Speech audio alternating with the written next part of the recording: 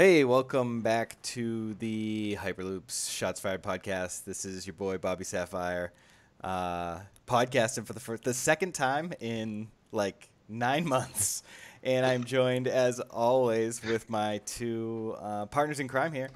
First up is NJ Cuenco. What's up, Nick? What's up, guys? It's been too long. It's been too long since Nick insulted you with some really crass Disney type stuff. And also with us, as always, is our boy Honestly Sarcastic. What's up, Joe? How's it going? Brought to you by Under Armour. Not really, but maybe one day. Maybe one day, if we can just get Elon Musk on the phone, maybe one day. Because we are ready. We are ready to sell the website and become TakeTheShields.com again. Because Steed is dead. This podcast brought to you by TakeTheShields.com. Shame. I also own HyperspaceJump.com. Do you really? Yeah. Nice. Yeah. I feel like we all own a bunch of random domain names that we could be the DestinyCouncil.com. We could be. We do own that, right? Yeah, maybe the Hyperloop should just become an HTML trader, like a website trader. We'll just buy all the obscure gaming website names. So we have our show notes in the post and on the podcast. We're streaming live right now on YouTube and Twitch, so people can communicate with us in the stream by typing in the chat. Right now on the screen, I've got our show notes, so you can kind of see what we're going to be talking about. We're back, like I mentioned. It's been a while. We've only podcasted once since Gen Con. It was December at the beginning of regional season, if we can remember back then. What have you guys been up to? You want to give a quick, hey, this is what I've been doing? It's on you, Nick. You're first. No one does. All right, go ahead. Nick. I've been living the life, playing some other games. I'm playing a lot of Smash Ultimate. Nice. Getting good and losing a lot. I go into the beginner rooms and I still lose, so clearly I'm just really good. We should jam. I didn't know that you were jamming it that hard. I would like to jam that more. Oh yeah, no, I've been jamming. I'm ready. I'm getting ready for like our next like trip because we're gonna play and I need to beat everyone. So nice. Who are you using right now?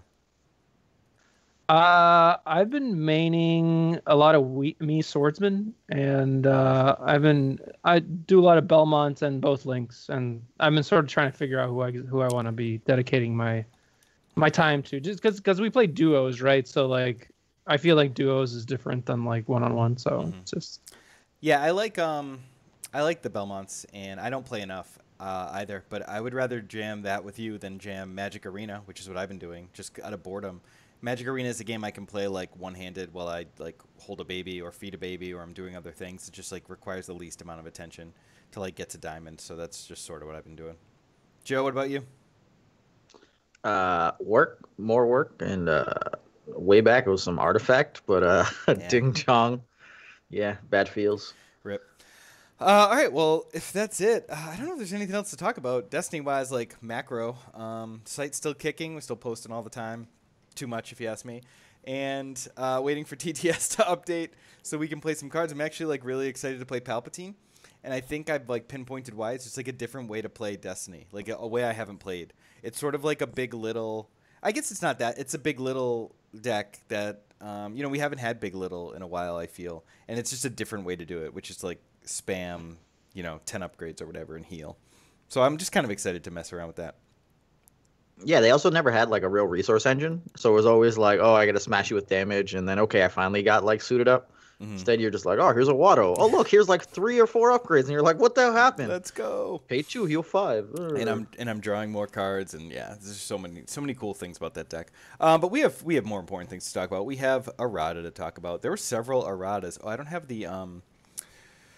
the rules communication thing up, but we can look at the Theed Palace one really quick, which is the Theed Palace should read, power action, remove 1 of your dice to gain 1 resource, spot a neutral character to take 1 additional action. Joe, you reacted to this pretty strongly. Why don't you take this one first? Theed is now, in my view, like completely unusable. Like, sure, you could run it. Sure, maybe it does something. But now you have to like question, all right, would I prefer 2 shields or the ability to power action into what? The equivalent of focus and resolve any of my dice as a resource? Because that's the way I'm viewing it. It's like you're flipping it, turning it into a resource, and resolving it. So it's just like, all right, you know, where's the value there? Whereas like before we were just like, well, we're getting guaranteed +1, and our opponent's getting like burned in the process. But like, let's say you play, you know, Vader Greedo, and Greedo rolls out, and they just control the Greedo die now. Like, what are you gonna power action off of Vader's die? No, that thing's shit. If we had like 0 cost dice, then I could see like some viability. But I think we're gonna be running into some crazy shit. My actual article for tomorrow is actually gonna be about Theed being dead and where we're left now. Mm-hmm. Cuenca, do you feel that strongly that Theed's just dead?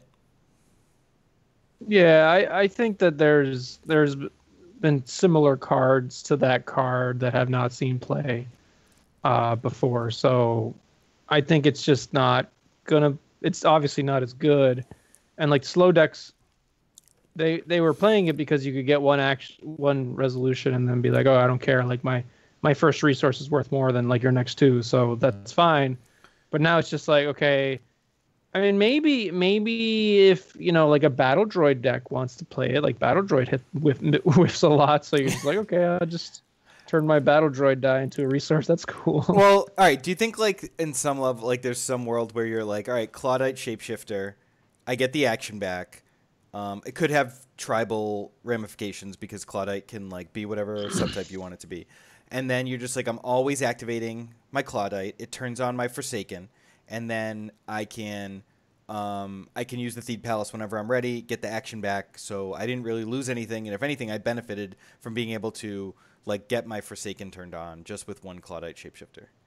I will say that that it kind of becomes like a dummy battlefield now, because it's like, okay, like I'm so slow, this battlefield sucks, and if you're, for example, if you're like a 4 wide deck, like, you know, like, sorry, not if you're a 2-character 4 dice deck, like something like Han Kira, you don't want to eat one of your dice for a resource. It's awful. Yeah. This is like the new dry fields. Like we'd run it in draft, but we're not happy to do it anywhere else. What were you gonna say in response to the Claudite thing that I mentioned? It's too much bullshit. Like just trying to do all the stuff. Like the real question is this: what could your opponent field for a battlefield that you are actually so concerned with you want to pick your own pile of shit? Nothing. Exactly. So you need to have something that's just like largely threatening there. Like salt. What was it? Salt fields. Yeah, I think it's the salt flats. Salt flats. Yeah. So salt flats, and you're just like, all right, well, whatever. I'm gonna blank one of your dice, and if I have a leader, I can just decide to fix mine to whatever side I want. So like, I think that's gonna be the new threatening one. Yeah, potentially. In one of my articles, I just really like salt flats. It's like I've been saying, like when Theed goes down, salt flats is the shit. Yeah, so like my article tomorrow is just literally going through the list of shit and like what your options are and how we're gonna just start taking shields again.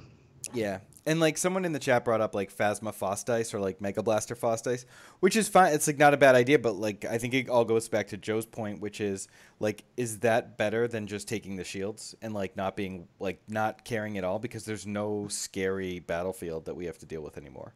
Theed was the scariest one. Do you think that this leads to less fists being played?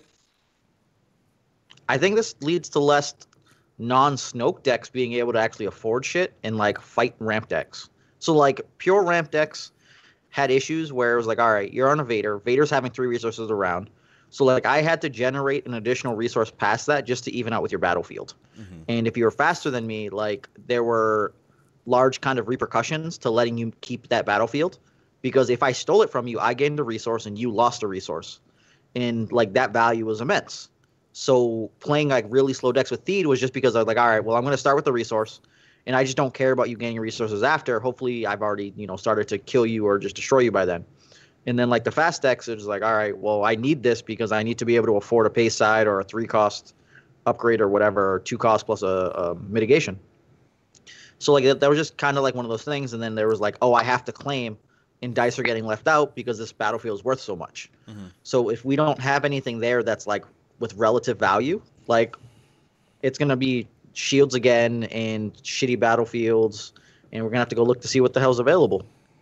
I think the Scoundrel one could be probably one of the more disgusting ones for a fast deck. Which one's that?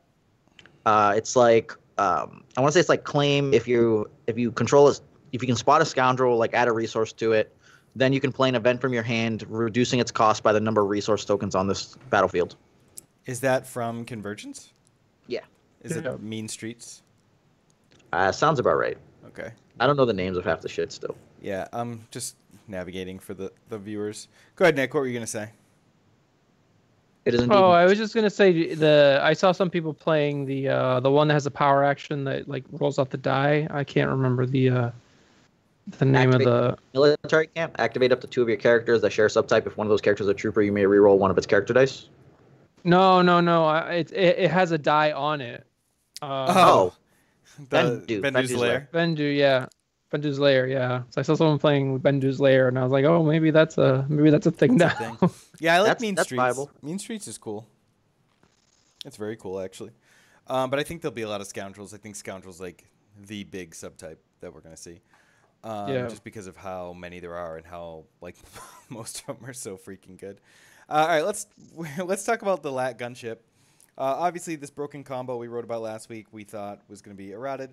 Any surprise to this, roll a trooper die on one of your cards into play, cards in play into your pool and resolve it. Otherwise, remove it. Reroll this support's die instead of removing it. So it basically doubts your die off your card. You have to resolve it or you have to remove it. So it has to be a beneficial die. You can't whiff. You don't want to do it with a die with blue sides, etc. Any surprise there? Did you see any like viable option to errata? I think this is a pretty good choice. It was talked about a lot in our Discord that this was like probably the best way to do it. They could have broke the game with lat gunship, and what I mean by broke is broke the golden rule where you can only resolve the die once in an action. So they could have made it so that it would it was capable of resolving off of itself. Mm-hmm. And then if not, you chose to resolve it or remove it off of the lat gunship, and then they wouldn't kind of screw the trooper die as much. Yeah, I think that just makes it way more complicated, right? To have this like one thing that breaks the rule. Mm-hmm. Any thoughts on the gunship, Nick? No, I think that there were a lot of different ways they could have done it. Like they could have had it not re-roll back into the pool, or they could have done the doubt thing. That's all. That's like the two things that I thought of. Switching to non-unique trooper was the other one, but then they would have to make sure no trooper had 2 focus sets, or like no double trooper 2 focus side crap. I think what this version did was just like nip it in the bud. There's no way to abuse it, so like there's nothing else to worry about. It's just like done. I know some people were upset that like a card got through playtesting and was printed with that like needed a day 1 errata, and like that's happened in Magic recently, like within the last 12 months or 2 years, where they had a day 1 errata, and there've definitely been ones that have come very close, if not day 1, and like that's the biggest CCG in the world, and we're talking about a game that like maybe 1,000 people play, like 5 people work on. I'm surprised that people were that upset that this got through, because honestly, I expect there to be some major screw up. This is basically like your friends designed a game and bring it to the Thursday night like card shop and you test it out. That's how I look at Destiny. It's like that big of a joke, I think. Yeah, and then like all their playtesters are working for free. So yeah, how many of them actually play a game? Like maybe how many play competitively? Right. Maybe a couple actually put the cards on the table. Spend more, build one version of a deck, try it. All right, this was cool, and forget about it. Move on to some different cards, or just react on the message board. So, not shocked. And then Unity Forestry. Yeah, I mean the then effect. We all knew that it was coming. It was like a misprint. It's a stupid interaction that like you get to omit all those things. People got mad about it, but I don't think there's much to say. It is like there's a lot of strong reactions to like people even understanding. I can't believe you would even think about that. Right, and like they didn't get that the purpose of letting people know is so it doesn't happen, not to try and get people to do it. But whatever, not much to say about that. It works the way it was intended now. So I think the really cool thing to talk about after the Theed errata is the new character subtypes for standard, which is something that is completely shocking. Did any of you think this might even remotely be an option? I kind of expected it to happen only because they were going to have to do it for First Order Stormtrooper, because we could play the old version. So they were 100% going to have to be like, all right, this gained a subtype. I didn't really expect them to go fix all the old ones, but we do have a piece of removal from Convergence that's hero yellow, and it would have completely ruined Infinite if they didn't go back and do this. What was that card?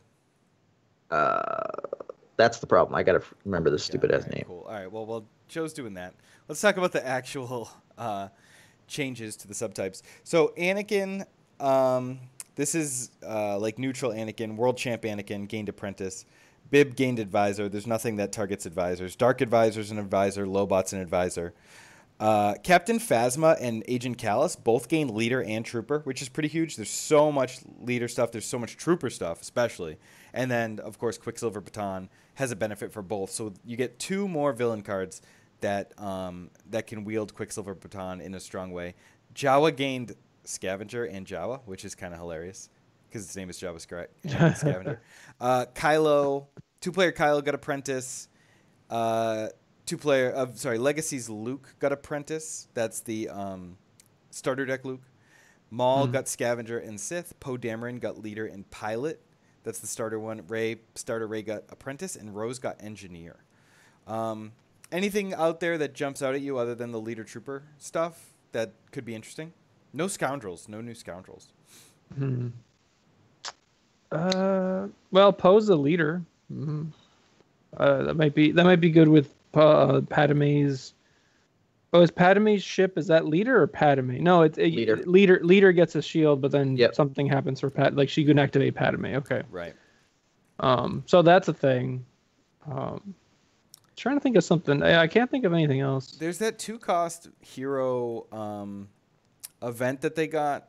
Channel the Force, reroll a die. You may spot a leader to turn a die to any side. You may spot a Jedi to remove a die. So that would like allow Poe to be the leader. In one of those in a deck that might want to run that over Beguile. Gives you another leader option because there aren't as many hero leader options. Yeah, Callus being a leader trooper is pretty big as well. I don't. Quicksilver Baton.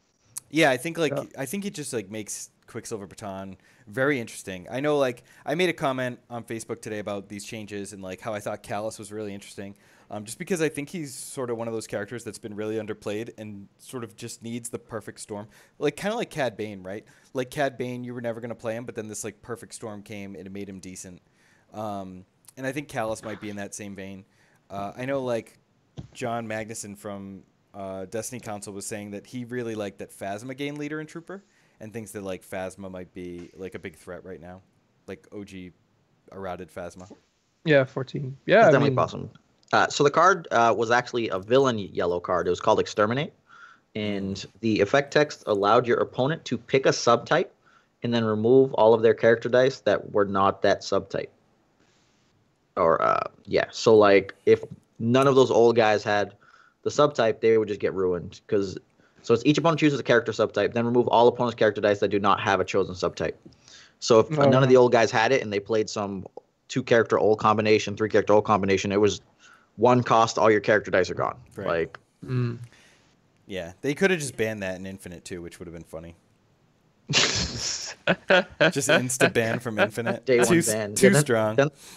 Then the angry people about the freaking Force Tree would just be losing their mind. You came out with a card that's banned.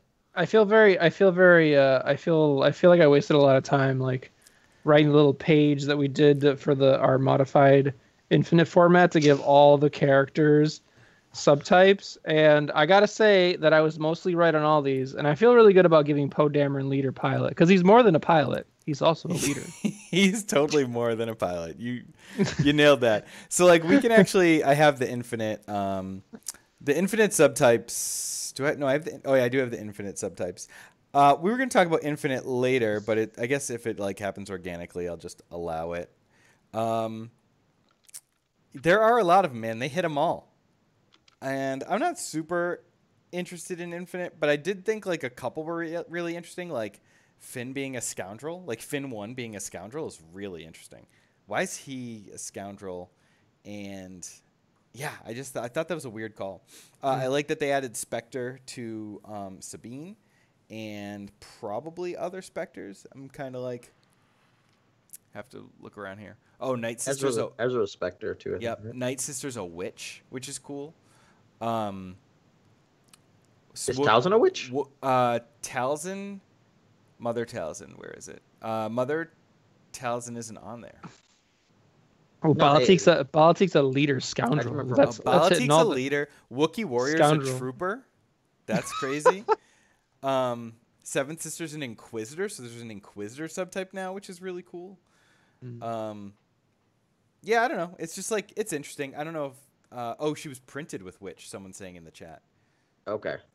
Yeah, I just wasn't sure if she ever had Witch. That's why I was like, oh, what? Interesting. Yeah. I think it's funny that Mother Talzin was not a leader. Right? Isn't she a leader? She was the leader of the Night Sisters. Absolutely, she should be a leader. It's bullshit. We demand a reprint. Fix it. I mean, they made Luminara a Jedi leader. Like, make Mother Talzin a leader. This is sexist. I can't abide this. Mother Talzin a Make leader. her a mother, right? Mom. All right, let's get back on track. So next is we were going to talk about the RRG. If you don't have anything else to say about the subtypes, we can move on to the RRG and like anything that we want to talk about. The first is downgrades. Is there anything worth mentioning? Like, we get the clarification for downgrades. Pretty self-explanatory. Like, they're in play. They go on opponent's card. They're played upside down. Nothing really crazy. The subtypes one is just outlined very clearly. Obviously, we gained all these subtypes, and then if a card can choose a subtype, like Claudia Shapeshifter, there's an official list of ones that it can choose, which is cool because it just makes it very linear. It's not like in Magic, Nick, I'm sure. What was the thing that people named? Humpus Wumpus? Humpus Wumpus, yeah. Right? Like, you can't name that anymore. You can't just, like, name some silly bullshit. So the one I thought was probably the most... That was the thing. Like, people were naming Humpus I Wumpus. know. I think the one that's, like, most interesting to talk as, like, tournament players is the set-aside changes. Did you take a look at these, Joe? I did. I feel saw like it. this is So right up your alley. yeah, you get your hidden set aside at the beginning of stuff, and then it's pretty much saying that if anything that leaves play that's supposed to go set aside, you now have like a portion of your set aside as a public. So that was interesting. They really just kind of like fixed the layout for what they were. Like, you could actually carry 30 Greedo dice on the side. OG Greedo broken. Yeah. But like, it doesn't matter because you can't roll them in. But like, in my mind, if you had like a Boomus and one of your dice wasn't treating you well, you're just on the next power action, you're just like, grab this other one. Because they get set aside each time. So you could actually trade those dice out. Like, you got bad Foss dice now. You're like, oh, here's my fourth Foss dice that gets a resource. This is my Foss side that gets like a 2. Can you really do that? It's fine. Well, so what happens is when you're doing the power actions on like Boomus or because Blaster you can Troopers, get other dice, right. because they set aside, after usage. So then, like, you could switch when you do them. You just like, oh, I'm gonna take this one. All right. Yeah, and of course, like knowing which ones do what is like obviously cheating if you mark them. What if I was like thinking, what's a good way around this? Do you think if you like scented your dice so they smell differently, as that was the way you were cheating, if that would be more acceptable? Are you my Valentine already now? Like, this is strawberry. This is definitely the. No, this is like this is Polo. One. This is Polo Sport. This is Polo Old Man. This is CK1. This is CKB. It's like all my high school. So like in our box, in right? I have we have like multiple little like areas in it. Like, I could have this is my area for my resource one. Yeah, and I mean, yeah, overtly cheating. Just make sure it goes back each time. Yeah. Classic cheating. Hot sauce. Call says hot sauce. Coated in hot sauce. So we got deck building change, and this is I'm going to close the rules clarification, so I stop clicking on it. The deck building one has to do with each deck building ability is applied separately. For example, a player's team with Emphas Nest and 2 Marauders can include 4 hero cards and 4 villain cards. If that player also included the plot Double Down, they could use it to include additional copies of hero or villain cards, since it's an ability applied separately. So just like clarified all that. I don't think they mentioned it, but I think it's pretty obvious that Plo Koon does not allow you to add multiple hero and villain cards with Marauders. Like, it doesn't duplicate that effect. You don't get 6 all of a sudden. Yeah, you don't get more. Next up was limits and shields. Nick, did you take a look at this one? I did not. No.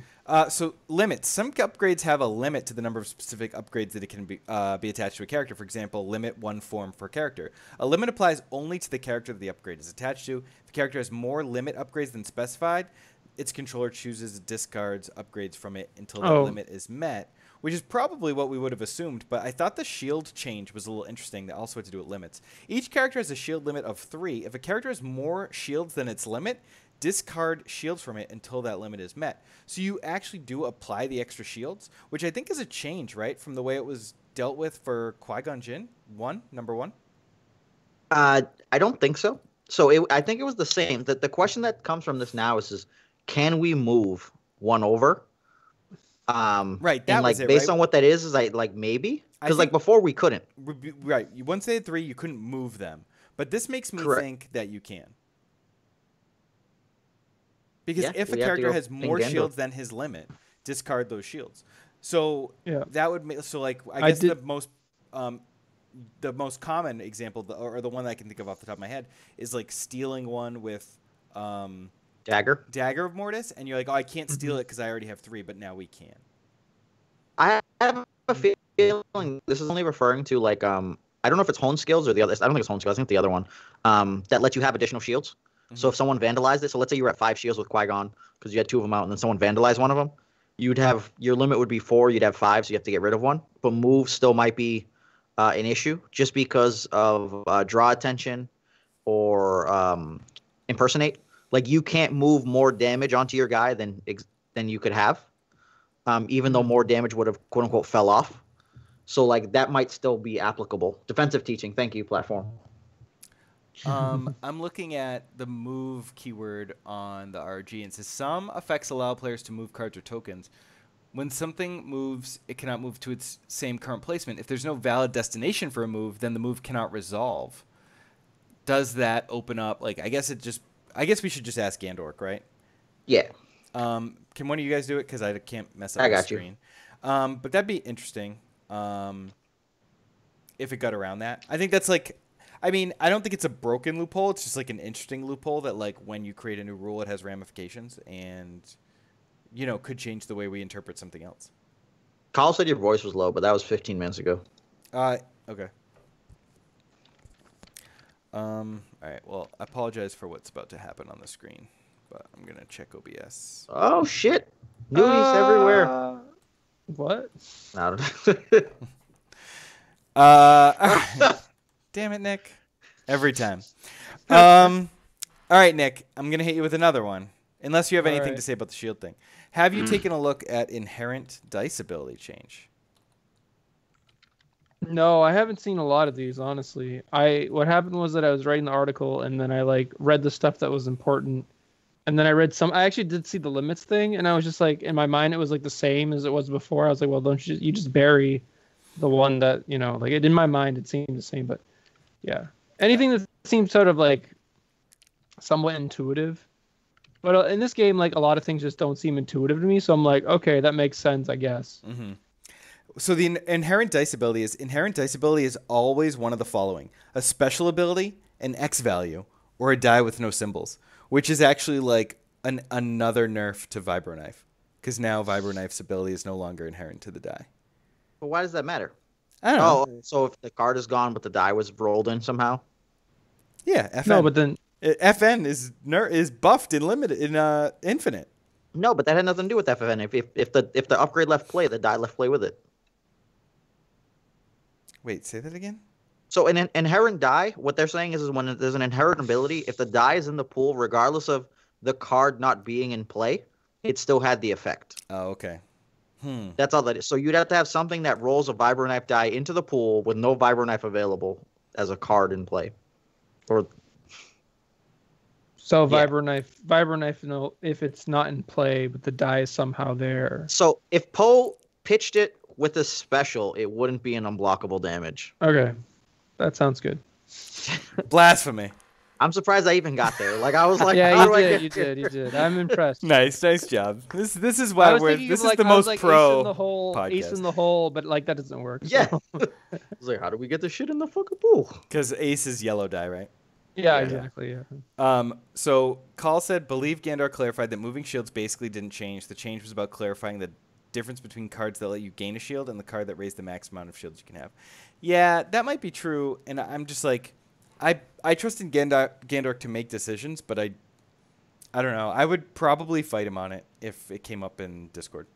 Well, the issue I have with it now is that it's saying you can have more than 3, or Right. it's essentially saying, but like There's it a may not be window for saying- it to happen. Well, so before we were just saying you had 3 max. So the theory was like if defensive teaching died, you had 4. Like shit happened, you have to go back down to 3. But the way they wrote it is also not saying that you can go more than 3. It's just saying if you had more than 3, you have to get rid of them. If you less than the limit. So if someone played a card that said, the maximum number of shields you can have now is reduced by 1, and you had 3 shields, you lose 1. Mm-hmm. And I think that was more just clarification probably than anything, but we'll get the exact answer so that we're on point. So I'm jumping down to the FAQ, and I'll go back up to the card interactions. But can I play Circle of Shelter and resolve one of Luke Skywalker's dice for melee damage? Yes, you can resolve his dice with Circle of Shelter. You can change the symbol to a shield, and then his ability changes it to a melee symbol. Not a lot of surprise there. Just like Luke's ability continues to confuse people enough that like we have to constantly like deal with it in these rules forums. I mean, what do you think of Circle of Shelter in general and Luke in general? You guys have any opinion on those cards? So Circle really doesn't do much of anything unless you're playing Soresu Mastery. Mm-hmm. And at that point, it can be pretty bonkers in general. Because if you have any 2s or bigger sides, you're looking at essentially a 0 cost for 2 to 3 shields. It's like, okay. But with Luke, you could be looking at some combo potential with, I had the Sorcerer Mastery, I did my 2 as shields, but it turned into damage, smash it for 2, go to my next action, smash it for 2 again. And if it's hiding under like Lightsaber Mastery, then that means there's some scary turns coming out at some point. Yeah, and you always have access to it. And like they play it from their hand, and you're like, oh shit, they still have the 1 under Lightsaber Mastery. Like, yes, you can have coming. 4. Yeah, you can have 3. You can't play 2 of the same move under Lightsaber Mastery, right? Oh, It's yeah, right. different. You're right. Yeah, it's different. Yeah. So to get for reading. Yeah, I mean, I don't know how good Lightsaber Mastery decks are going to be, but like you're giving Luke access to a 0 cost My Allies, the Force, really. Card's so good. Just like, sorry, I just look at other 2 cost plots and I'm just like, oh, this card gives you a shield. This card gives you 2 cards. Like, yeah. Okay. So forget Circle though. Like deflecting slash is ridiculous. The fact that it can hide under there, like that's like the best slash card. is insane. Yeah, Circle of Shelter is fine, and like you'd play it if you're in a Mastery deck, you're playing a Luke deck. But deflecting slash is just ridiculous. It's just a ridiculously busted card to always have access to. Like if you don't have one in your hand, you just always have it. It's great. Yeah, and I like Twin Strike too, quite a bit. And I mean Fatal Blow. I mean, yeah, there's the moves are all decent. Circle of Shelter is like actually the worst one. No, that 2 cost one that like buffs damage looked like the worst one. Yeah, I guess, upgrades. but like it's good in like Palp. I guess it has a place. I guess like It does have it has a place in Palp where Circle has a place in Luke. correct, but I don't think you use Lightsaber Mastery in Palp. Like you can't threaten to not activate your Palp. That's only because So, like- there's no 10-point character in Villain right now, but there could be. Yeah, you can just play them as No, your, but what like, I'm saying no is it would mercy. have to be like a 10-point blue elite. Because the problem is that if you don't activate Palp and your opponent passes, what are you gonna do? You're gonna pass and not activate your like 5 or 6 type Palp? Like Yeah, fair enough. I guess you could Yeah. just play like a 1-die blue guy. yeah. Now you're playing 3 dice. So like it's like, oh, Yeah. why am I not just playing Watto or Watt or Right. something stupid? Definitely Watto. I'm like dying to play this Palp deck. I'm actually gonna build it IRL just because I need some outlet to like get this out of my head and onto some game. The other rules clever. The Yeah, other if I like throw all my trades, I just gotta pick up 2 Palp Sabers. That what I need. yeah, I only ripped 2. Cuenca, didn't you get an extra Palp Saber? I did not know. No. I only got 2. It's a rare mythic. If I have Profiteering and activate a Scoundrel with Grand Entrance, can I resolve one of its dice first rolled after resource, then rolled. I feel like we already had the answer to that one. Was that already in the rules form? But like, if you grant entrance a scoundrel with profiteering, and you get to roll as all the times to hit the resource. Correct. So if you hit the resource on the first one or whatever it was supposed to be, and then you re-roll into like some other side, you do get the profiteering trigger. Right. Cool. And then so the last thing to talk about is just like the advanced training stuff, which is like this plot. Advanced training is this plot used with Captain Phasma's ability allows that player to resolve one of their trooper dice, showing a blank as melee damage. I don't really know what the clarification is there. It's just letting them know that it can do the double change the same way Circle can. So Circle could take a Luke focus 1 to a shield, then back to the melee because of Luke's ability. Mm-hmm. And the same thing with Phasma. So indirect, flip it to indirect. Now it's indirect. Well, I'm going to choose to make that a melee. What do you think of advanced training, Cuenca? You like that at all? It's just, it costs 2, right? Like, you know. Yeah. Is that the plot? That's the plot, right? We're talking about yeah. The plot? Does it cost 2 or 3? It costs 2. 2. Yeah. Oh, if it costs 3, like this wouldn't even be a discussion. The card would be trash. Oh yeah, because Phasma's 21 and a Faust is 7, right? Yeah. Yeah. But like the big issue I have with it is like, so let's say we don't have Phasma's ability and we're looking at the card as a whole. It's like, all right, so they got to be trooper dice, and then they have to be on blanks, and then they're 1 indirect. It's like, why are we not re-rolling? Like, what is the closet case scenario where we have this shit on a blank, we've left it on a blank, or we have no cards to re-roll with? What, like Mill? Yeah, you're playing against Mill. You'd resolve all those dice for damage. Yeah, but then you're playing like a 3-die deck against Mill, and like, good luck.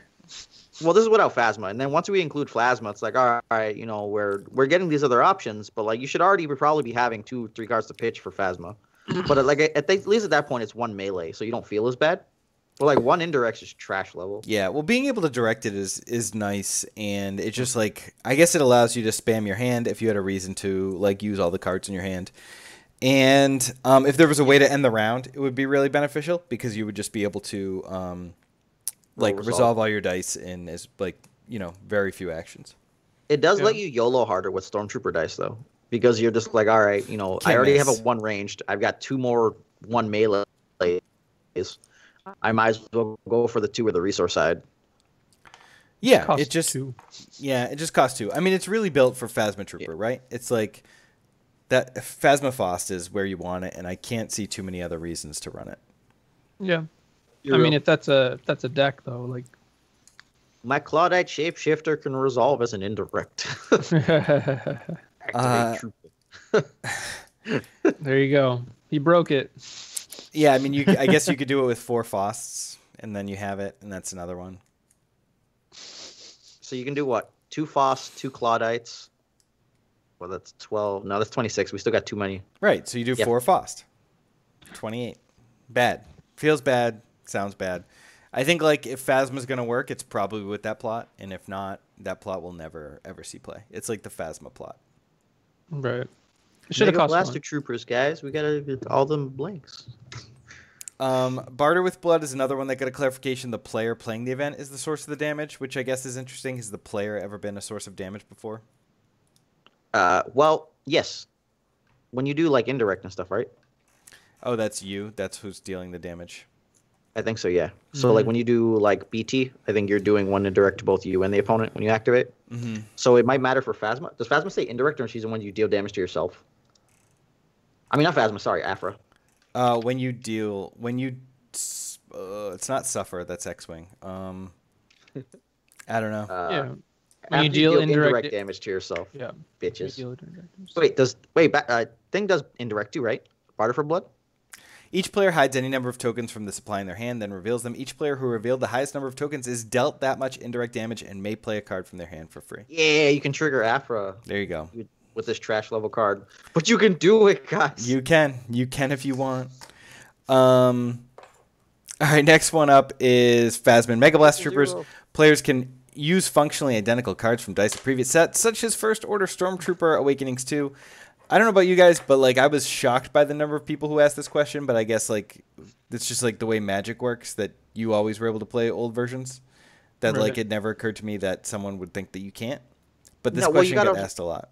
You got to remember that a lot of people playing this game haven't played card games for the last like 10 years. Well, that's what I mean. It's like I'm coming from a viewpoint that, Everybody knows this, quote unquote. Yeah. Nick, stop grabbing me, bro.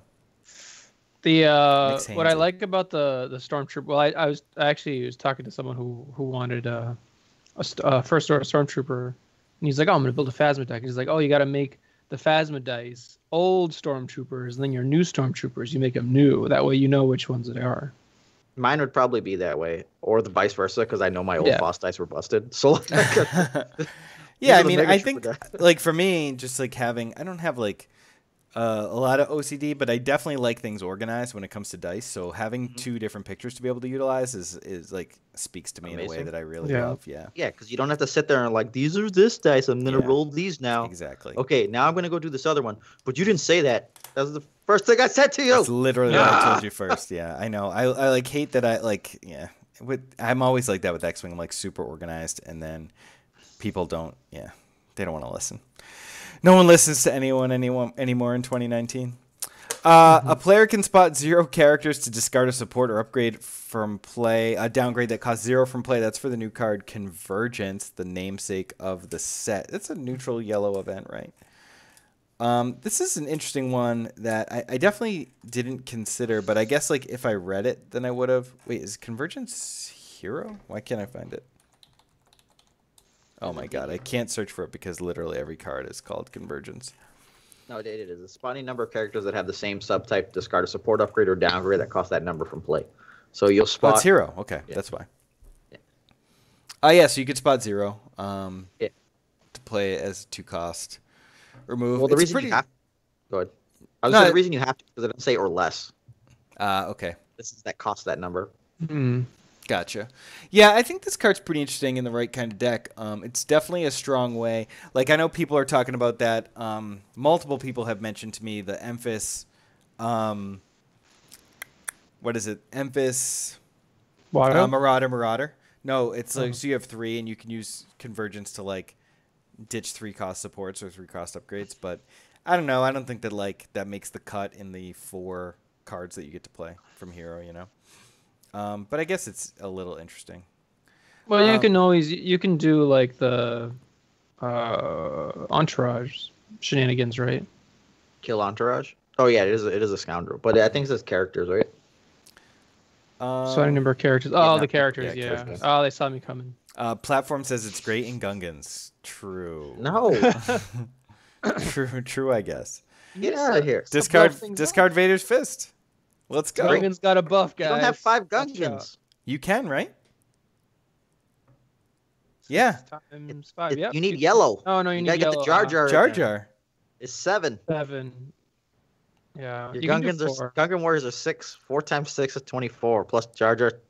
So you could go in with the allies of necessity, and then you could do it. But where are you getting the resources? Turn 2, baby. Round 2.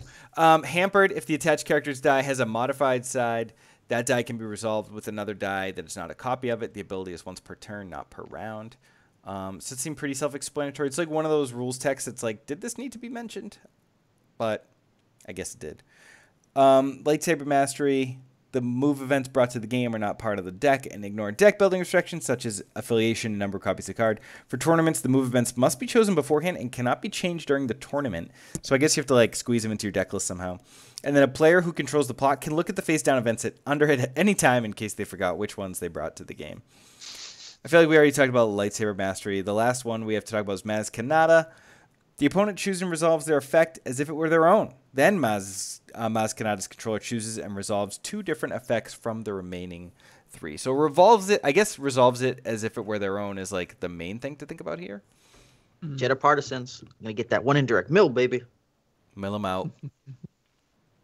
Yeah, there's a... Yeah, I guess that they'd be the source. They would be the source of the damage, right? Yeah. They would. The person doesn't have to be the source. It just has to be you dealing the damage. Right. But the other player would be the source of the damage, even though it's it wouldn't trigger partisan, right? No, Maz. If Maz is not with Jeddah, I mean, like my opponent's Maz and I'm running Jeddah. Right. Going real deep. Yep. Well, no, because if it was my own Maz with Jeddah, I would get it. Not if they chose to deal the damage, though. Great. Yeah. And then I get the other effects and I move on with life. Right. I'm running a shitty deck anyways. What do you guys want from me? Just trying to give you freaking scenarios. Maz Jetta Terrible Jetta. things. Give me the New meta. scenarios. I The discarded a new- vibro knife with Poe for Christ's sakes. Like, come on. This is a weird meta we're living in, where Joe's playing Poe 1, and Getting Ma- DQ'd from events already. Maz Partisans. No, it's called Infinite, bro. Yeah, so let's talk. So good, Joe. Great segue, bro. Way to go.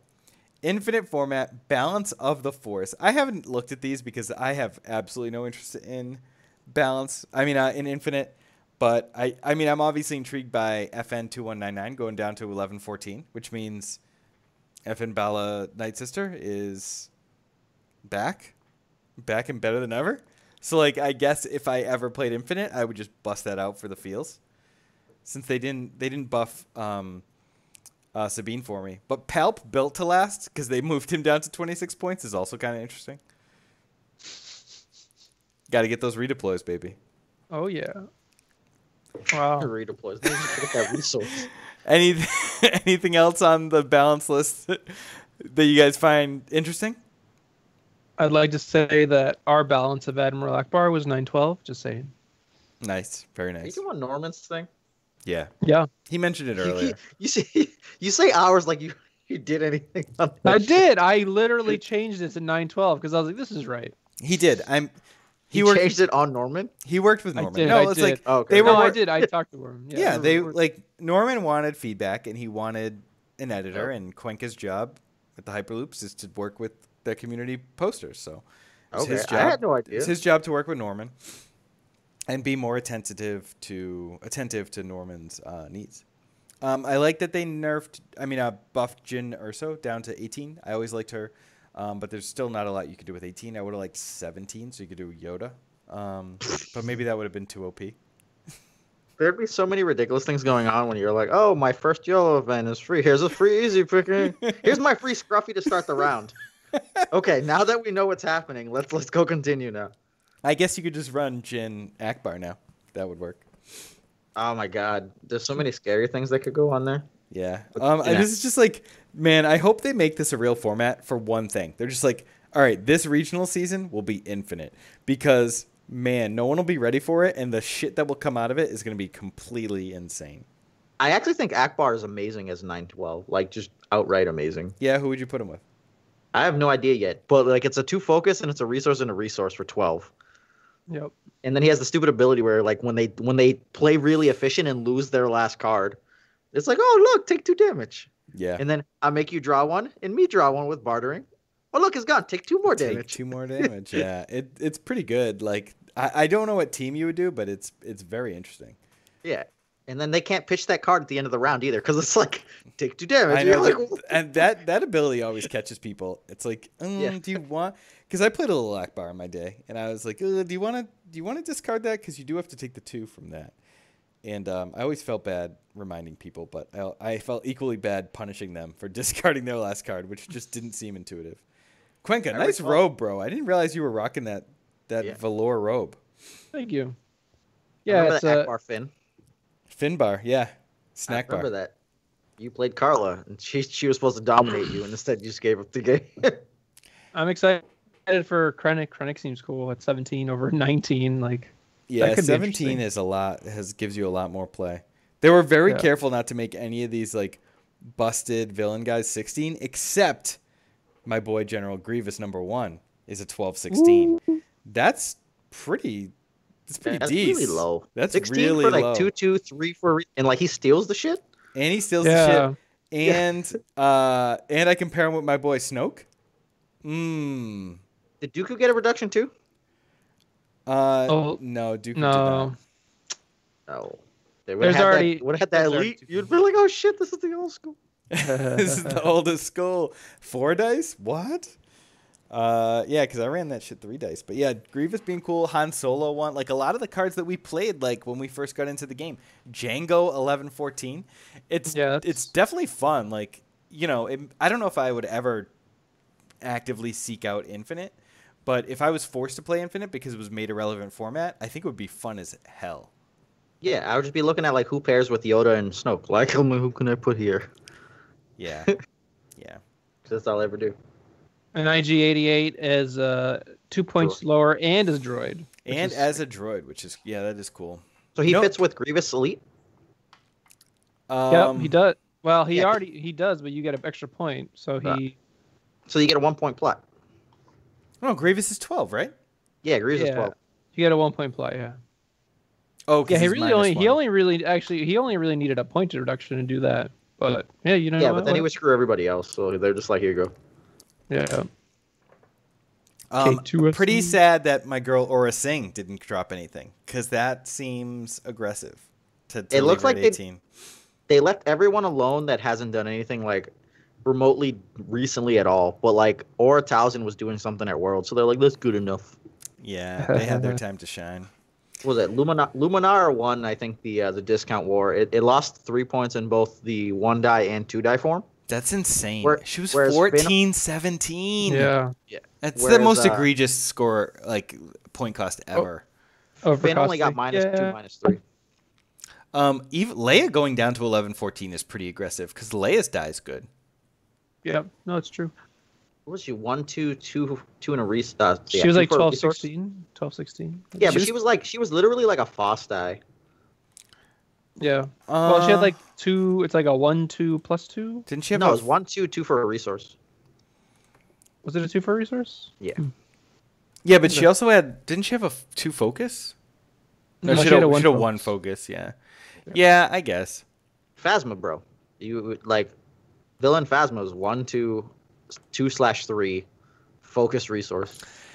Yeah, you're right. Is the Obi one? Is that the which Obi one? That's the first one. The original one. Okay. The 1, 3, 2 focus, 1 focus resource. Mace at 19 makes sense. Like, give him an ability to like he can play with Ahsoka. Mace Maz. Mace Maz. Yeah, Mace like Maz. Ahsoka. You could also do Ahsoka or Ezra. Like, what you do is you open him up to 4 dice starts rather than only 3 dice starts. Ahsoka got reduced, right? She's on that list. She's like, yes, your girl did get. 14 She's points. 15. OG Ahsoka for 15 is legit. Disgusting. There you go. 2/2 resource untapped. We're gonna have a lot of like late night they're gonna be like 1 GQ that's infinite, and we're gonna be like, all right, what's this broken stuff we can come up with? This is such a meme format that if we ever have our own event, like this would be the format, right? Like just the meme. You would not know what's going format. I mean, that would be why it would be so fun. Just be like, all right, it's infinite. Anything can happen. Find the most broken thing, and get rewarded. I would love to do that. I would love to have like a loops event that was just infinite, just because it would make us, it would make us really dig deep. I'm trying to think how I can get Snoke with FN and some other thing, and I think Al is a necessity. So I think it's like Elite Snoke, FN, Fost allies. Yeah. Yeah, you'd have to allies. 11, 14. So it's 11 plus 7 is 18. Plus my Snoke 14 is 32. We allies a necessity. Yeah, it's terrible, but it would exist. But it would, yeah. I mean, it's the meme format, so it wouldn't matter. Hey, Carla. The whole world says hi, Carla. The whole world, all 33 of us, we say hi. So we already talked a little bit about the character subtypes in Infinite. That's all I had for. The last thing is, not now, Carla. Damn it. We just said hi. We didn't invite you onto the podcast. So Patreon questions, Joe, this was your, I guess, Nick, you were in charge of like the Facebook post and the Twitter post, and if there were any questions there, and Joe, you were handling the Patreon questions. What? We got Patreon questions. Where? Whoa. In our Discord? In the pot. You threw out the thing. I don't know. All right, so let's go with the pinned. First one starts with, will you guys have an interest in exploring the bazillions of options opened up by the character point decreases in Infinite? No, they're fun to think about, but I won't play it unless it matters. Yeah. What about you, Quink? Are you going to be playing some Infinite on TTS? I could see you doing that. Yeah, for the lulz, gotta mix it up a little bit. But yeah, we're definitely gonna hit standard though. Like, I'm pretty excited. Yeah, standard's cool. I can't even get standard games, but I would sit there and theorize some Infinite build based off of the broken shit we already have, and just trying to go more broken. Mm-hmm. So that I'd be fine with. I would do that. I have a good one here from Ron Matos. Yeah, hit it. And why didn't they hit AR? It's not broken enough. Yeah, it's really solid, but it's not broken. Not broken enough. It's ridiculous. But like all the decks that predicate off of AR have glaring weaknesses, which is did you kill my thing I AR'd? Usually speaking. Because it's like, all right, it's probably a one of because I'm tutoring it every game if it's unique. And if it got answered, most of an entire round's worth of resources went into whatever I was doing there. Fire sprays, barn hover tank, like whatever you're tuning up usually is a big part of your plan. And being short 3 points in your character building is actually a whole lot. It's giving you consistency and the equivalent to a resource, but it's going to drag you down over the course of a game if whatever item gets answered or you struggle to get it. Yeah, I think it makes your strategy super linear, which sort of like makes your deck a little bit easier to handle. There's very few surprises. Like everything's out on the table, so you're not being blindsided by anything as an opponent. So it doesn't have like a huge feel bad there. You're not getting blown out. It does make things extremely consistent, and I think it is really, really strong. But like as Joe said, the 3 points do matter, and while it is way more aggressively costed than almost every other plot, it still doesn't seem that off for what it does. Like most plots are just bad, right? Like we don't strive to play plots. Yeah. That one we do, and it's like that's the one deck where you're like, all right, I really have to sacrifice something to make this work. So I think that in that case, it's just well costed. While I feel like every other plot's like, oh, I just have this room and I'll pick whichever one fits my deck, but I'm not actively building around the plot. And like maybe Lightsaber Mastery is like another one that's gonna come into play where that happens. Yeah. But even like we had Built to Last, and that took way too much. And Joe, you experimented with Built to Last, and just like never did enough. Yeah, the 4 points was just it caused you too many issues because the Built to Last, then you had to play the card to get the resource to make up for the 4 points you lost. And a lot of the time it prevented you from like good 3-die teams or 3-wide teams, which maybe you can come back to now because we have like Ahsoka and Ezra and stuff. But it's still not going to be pretty. Like, what do you have to do? If you go Ahsoka, Ezra, you're at 16, you're at 20. If you make either of them elite, you get to 23. You have to put a 7-point character in. Like that's a struggle. You could go like Satine, 1-die Ezra, 1-die thing, and Built to Last. But like, listen to what I just talked about. Like, what the hell is the value you're resolving on those dice? Right. Like, just get like a Yoda in there and move on with life. Bye, Carla. Hi, Carla. Don't talk. All right. What else you guys got for questions? All right. So, what's the best non-unique character in New Standard and why? Nick, you got a thought there? Non-unique character in Standard. Well, I like. I can go. You can go. I just had it, but go ahead. Go ahead. No, go ahead. Oh, well, I was gonna look up his name, but the hero one that costs 8 that has like 2 lightsaber and he has a special ability. Vigilant Jedi. Vigilant Jedi. Yeah. Yeah, he's solid. Remove a die showing damage and deal 1 damage to a character. Gives him a 3rd damage side that's also removal, which is cool. He's got 2 2x sides. 8 points, 8 health. He's decent. Seems really good in like a draft. He seems he goes well with Yoda. You could roll him out and you'll always get that special if you want it, which I like. So, I'm not going to take the easy way out and say First Order Stormtrooper because it's always been that way. If we're gonna have to pick a guy, and I'm assuming we're gonna go with Convergence. If it's just New Standard, there's other options. I like Sentinel Messenger a lot. Yeah, that's who I have up on the screen too. Yeah, 2 melee, single focus, single shield, resource. He can't carry any blue abilities, but after you activate, you can look at the top card of your deck. You may play that card paying its cost. With the number of 0 cost mitigation available to villain, especially in Rainbow, my favorite type, that's a lot. Like that's a lot you could be playing off the top of the deck there. Not to mention all of our nice like 1-cost things that are out here now with ID10s and Fickles and hired muscles once we get them.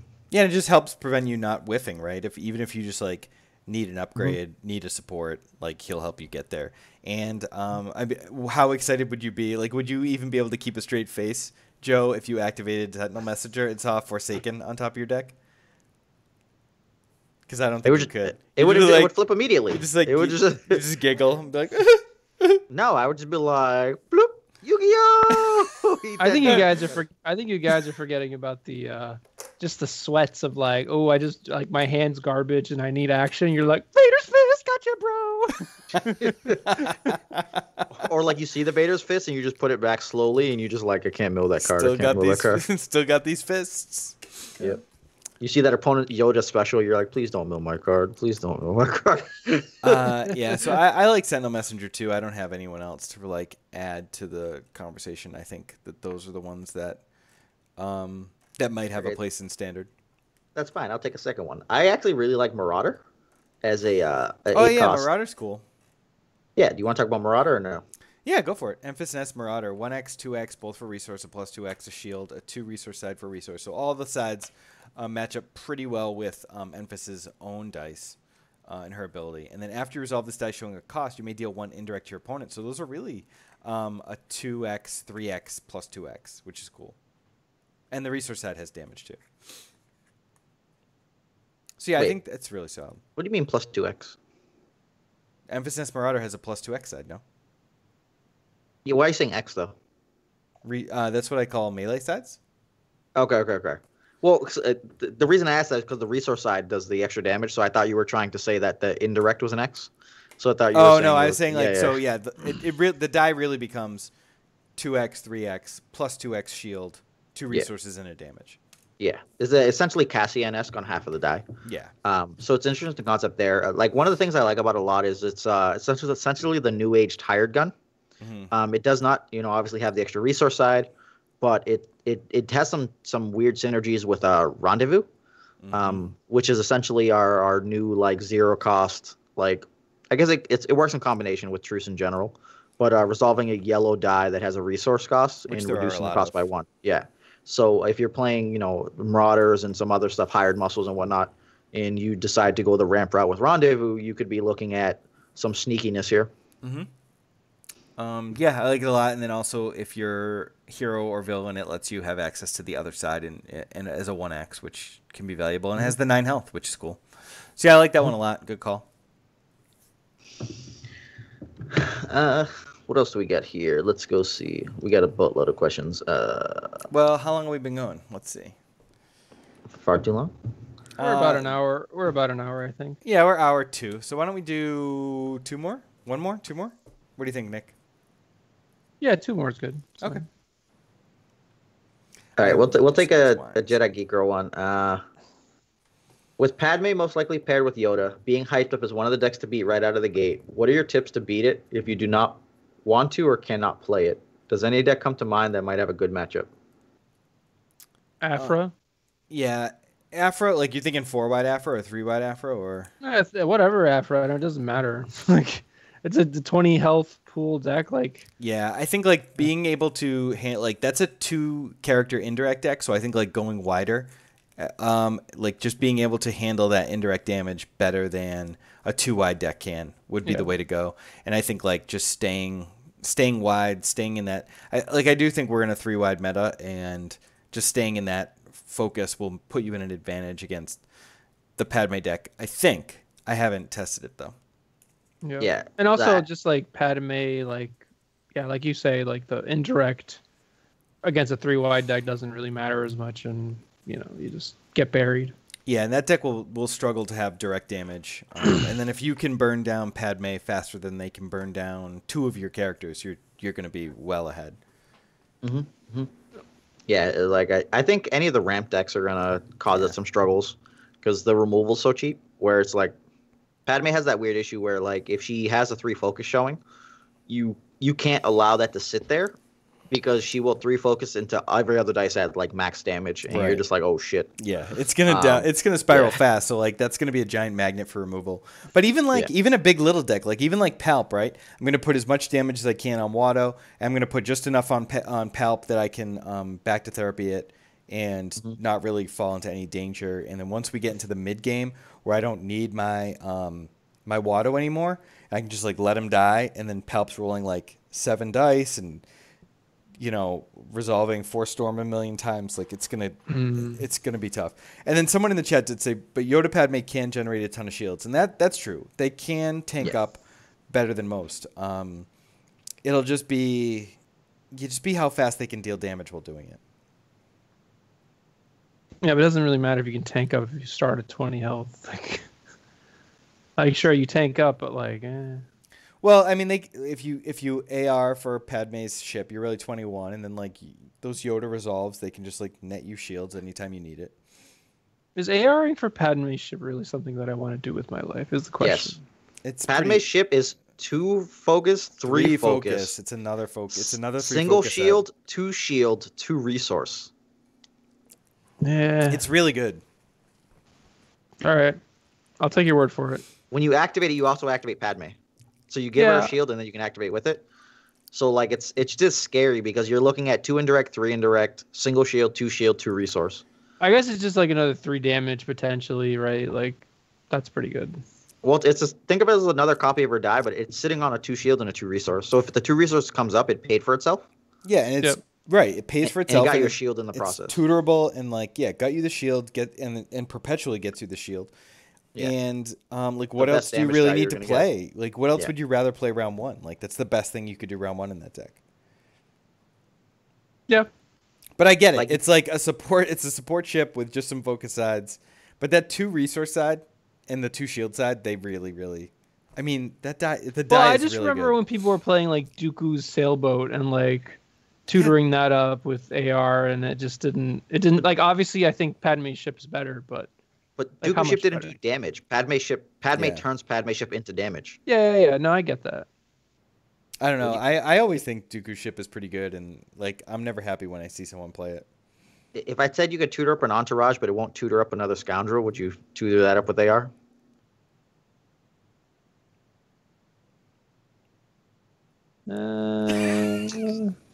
He's thinking. I'm thinking about it. You could tutor it up, but you don't get another scoundrel, and you're playing an AR deck. You get it with AR. You can get it with it. It's close. It's close. 2 damage, 3 damage. It's close, yeah. 2 disrupt, 2 resource, and then the special. So like the sides are I don't know. I just basically what you're doing here, right, is you're sacrificing 3 points for the ability to like play that card for 1 less, but right? And you get it. Who do you want to play with Padme? You want to play Yoda, right? It's like just it's a feature, not a bug, right? Like you want to play Yoda. Yeah, I kind of want to try a Mace and Padme, but that's just me. Padmace? Padmace. Like Pad Thai better. Pad Thai? Yeah. Someone was saying you run it with Fin 1 and you run TIE Fighters. Ties. Yeah, that's better, but like it's literally Padme. It's just a name. With a $sign-E at the end. I like the name Pad Thai. Padme $sign-E. I don't know. I think tutoring up the ship just seems ridiculous and like fuck Mace. Yeah. I mean, sure, try Mace. Mace is good for sure, but like I think Yoda's just so awesome, and you just like magically have these 3 points left over to start with this super broken, not individually broken, but like with next to Padme becomes broken. Until you sit down and you find that you have 3 dice with a 3 focus side, and then you resolve one to go to like Yoda special, Padme 3, you don't know what life is yet. Yeah, that sounds pretty good. I mean, I get it. I get the allure of it. I feel like you're kind of spinning. I feel like you're spinning your heels a little bit. Like you're spinning your wheels a little bit. That's all. Because like you're like playing Yoda to fix your dice, and then you're playing AR to get Padme's ship, right? No. Yoda's just there to be Yoda. Yoda's just doing Yoda things. He's just making resources, changing dice, making sure you hit those 3 focuses. He'll pick up a force wave and scare the crap out of people. Mm-hmm. Like that's what he's there. Right. No, I think it's just like I think it's just a bonus feature of like wanting to run that pairing. It's just like, oh, and I get to start AR. And he has the 2 focus sides, so that if you crack your 3, he hits 4 damage on him. You can weaponize Yoda, which makes it legit. But I get it, like giving it to Mace, like that makes Mace have 50% damage, like 50% 2 damage sides, which is strong. And Mace like can tutor up your upgrades. Like I see all the benefits to Mace. Right. No, and I'm not saying that's necessarily better. I don't know. I guess the squishiness, it doesn't really matter how you cut it. Like it's just so squishy that Yeah. obviously like I obviously like Mace isn't that much more tanky, and like and Yoda's sort of ability to get shields matters, so it's probably Shields. I mean it's probably fine. I mean I don't know. I think it'll be surprisingly good once you see it. Yeah, well Shane This- said it was squishy, so I was just going Yeah, I with mean, it's Shane. 20 health for sure. Yeah, because it's two guys. But, But I mean, this is people are coming doing from well with, Nick, who like- loves Jabba. For sure. This That's is wrong, bro. I mean, people are running like Leia froze. You know what I mean? Like just like YOLOing 19 health or whatever. So, or maybe that's 20 health too. But I mean, it can be done. It's just I think it's a very good deck. I don't know if it's S tier, but it's approaching. Mm. All right, so the last question, because we went off fucking tangent. Yeah. Don't call. Are the health of middle/big little pairings getting large enough to be competitive with three wides as a whole? Does illusion rotating out affect particular deck archetypes more than others, like wides versus two characters? Yeah. What's the most health we can get at 2-wide? Do we know? I'd assume it's like what 23 health or something silly. Nah, like you could do a Saj fifth brother, and I think that's or Savage, and that's 25. Isn't a Saj 13 health for 14? Yeah, but then we got like a shit guy. Like we want like a good deck, right? Yeah. Like Yeah, I mean he's shit, but yeah, I mean he's shit for sure. You But can do like but you can get to 25 health if you want, and like Savage is rough, but he does have like if you're gonna pair him with anyone, that'd be like a Saj would be where you'd go, right? I'd say the average we're looking at is like 23. 22, 23 is what we're looking at right now. Before in the old days, it would have been around 20. Mm-hmm. So they gained like an extra 3 health. Because if you do what? Like Luke Ray, 23. Mace's, what, 11. There's a lot of 14-point guys around 10 or 11. So like that 22 range. We have a lot of 15-point guys with like 12 health. Yeah, there's enough, and like pretty much like the baseline has become 11 for like an aggro character. Like you can do K2SO and Mace, and that's 2 11s. And then you know if you're able K2SO Chewbacca.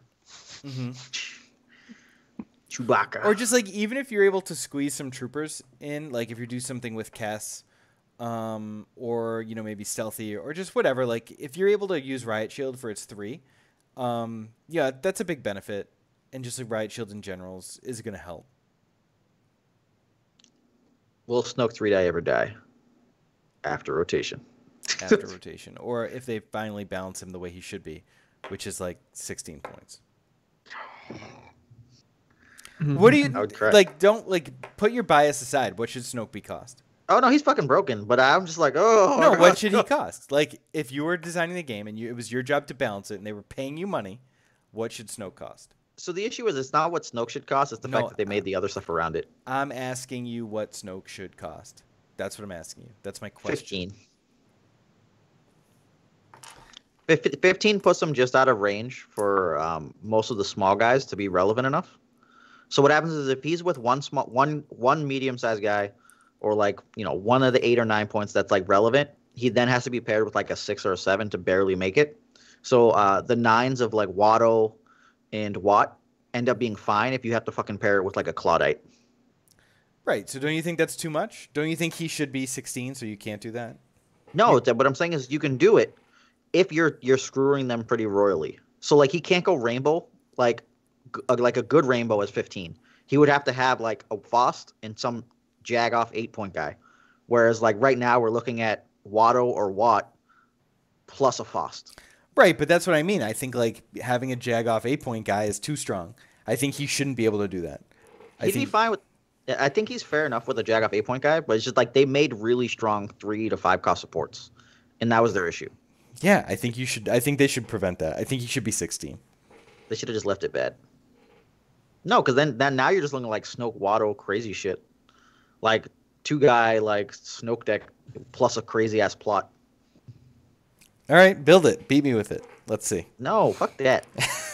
Play my 3-wide. All right. What the hell? I like rainbow. What do you think, Nick? How much should Snoke cost? Or is that the question? What was the OG question? He went to Snoke when we were talking about what was it? Health against the 3-wide? Yeah, it was part of all the same like he just wrote it all at once. Okay. Well, I think I think one of the things was maybe I don't know if that was the same question, but what the Force Illusion and Second Chance rotating out affects. It Particular seems like it. archetypes. Yeah, I do think it does affect Mill a lot. Second Chance is pretty big for that deck, and as for two wide decks, like I don't know, I think that I think that they're not gonna be good enough, except for maybe Vader. I think Vader like with like Fear and Deadman could probably be okay, but I don't even know if that's too wide. That's just like more like big dude, a random guy. So Big Little. No, he wrote Big Little too. oh, Yeah. Big Little. Yeah, I mean, I think with Fear and Deadman you still have the chance, but I actually think that the Theed nerf really does hurt Vader quite a bit. Yeah, big time. I think that the nerf hurt non-ramp decks more than they'll ever know.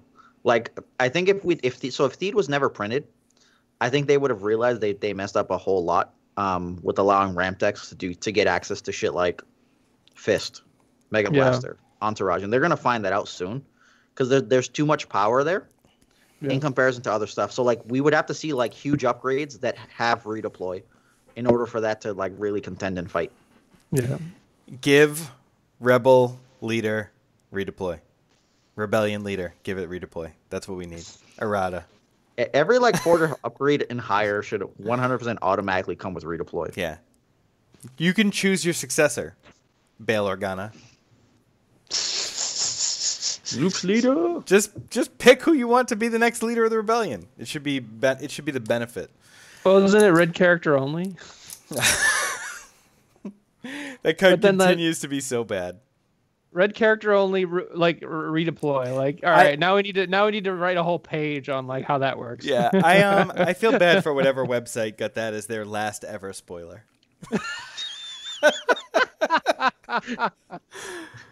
It wasn't our last ever spoiler. It wasn't? We got another one after that? Yeah. What did we get? Fifth Brother. We did get Fifth Brother. That's right. Nice job. All right. Do we have anything else? Because we are going. The best part is I was talking out my ass until I was like, "What was it? Oh, Fifth Brother! Oh my god! Please, let me remember. We're at $1.15, which is pretty good. I feel like we covered a lot. I like that we did it live. I think we should try and do this more often. What do you think? Yeah, I'd be down for it.